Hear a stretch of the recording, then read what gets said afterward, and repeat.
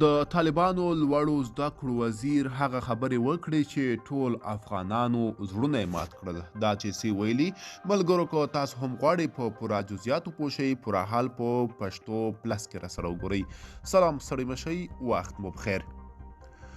د طالبانو د لوړو زده کړو وزیر مکتبونه د عیاشۍ او فاحشۍ نسخه ده. د طالبانو د لوړو زده کړو وزیر شیخ ندا محمد په یوه ویډیویي کلیپ کې وایي چې امان الله خان له غرب څخه د مکتبونو د عیاشۍ او فاحشۍ نسخه هیواد ته راوړې ده.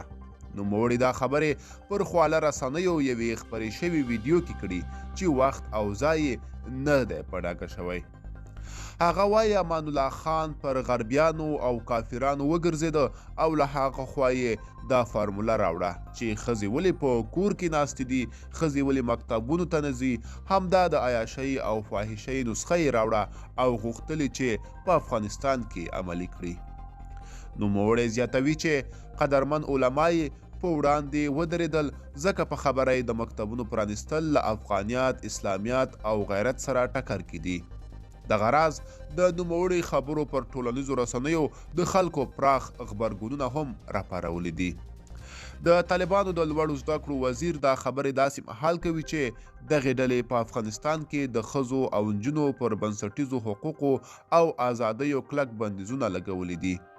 د طالبانو تر حاکمیت لاندې نجونې د شپږم ټولګي پورته ښوونځیو او ښځې په دولتي ادارو کې له کار کولو بندي شوي دي. ملګرو که تاسو هم د دې ویډیو په اړه څه نظر لرئ موږ سره کمنټ کې شریک کړئ او د لا ښکلې ویډیوګانو لپاره موږ سره پاتې شئ. تر بیا ښې چارې.